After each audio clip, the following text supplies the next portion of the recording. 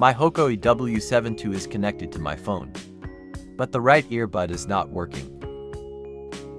If one side of your Hoco earbuds isn't working, let's see how to fix it.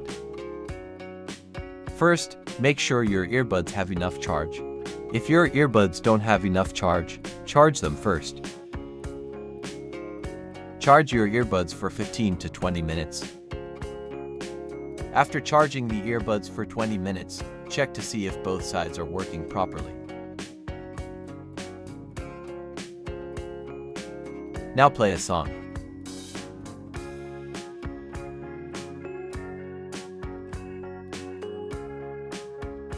If one side of the earbud still doesn't work after charging, go to step 2.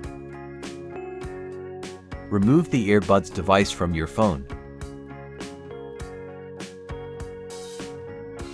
Now reset your earbuds. This is the earbud reset button. Now press and hold the reset button for 5 to 8 seconds and the earbuds will start resetting.